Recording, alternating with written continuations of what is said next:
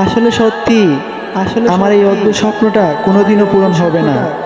ধর্মের ভাই কখনো আপন হয় না, কখনো ধর্মই থেকে যায়। ধর্মের ভাইকে মন মতো চালানো যায় না, চাইলে ইচ্ছা মতো যে কোনো জায়গায় নিয়ে যাওয়া যায় না, চাইলেই তাকে যে কোনো জিনিস দেওয়া যায় না, চাইলেই মনের মতো তার স্বপ্নগুলা পূরণ করা যায় না, চাইলেই, কারণ সেখানে অনেক বাধা আপত্তি থাকে। আর নিজের একটা ভয় থাকে, সে কখনো আমার আপন হবে না। কারণ কি? কারণ হচ্ছে সে আমার ধর্মের ভাই। ধর্মের ভাইয়ের উপর পুরা অধিকার কাটানো যায় না।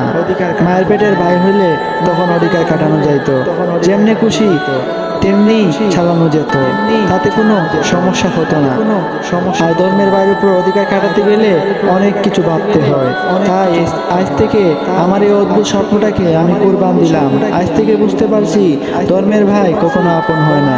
আর এই ধর্মের ভাই ছোট ভাই বানানো, এটা জীবনের সবচেয়ে বড় বোকামি ভুল।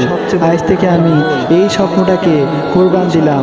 আমি বুঝতে পারছি কখনো আমি ছোট ভাই বানাইতে পারবো না, কারণ এটা একটা জীবনের আমার সবচেয়ে বড় ভুল সিদ্ধান্ত ছিল। আজ থেকে আমি এই ছোট ভাই বানানোটা কুরবান দিলাম। আমি যাদেরকে ছোট ভাই বানিয়েছি, আজ তাদেরকে চিরজীবনের জন্য আমার জীবন থেকে উধাও করে দিলাম। কখনো আর চাই না কোনো ছোট ভাই। ছোট ভাইয়ের প্রয়োজন নেই, প্রয়োজন হলে আল্লাহ দিয়ে দিবে।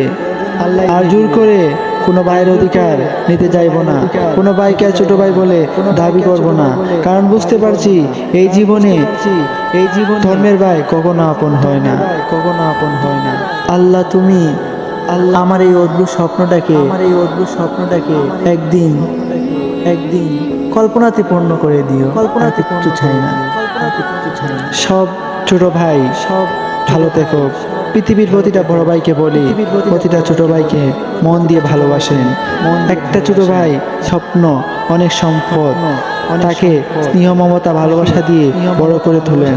যার ছোট ভাই নাই সেই বুঝে ছোট ভাইয়ের ভালোবাসা কতটা গভীর।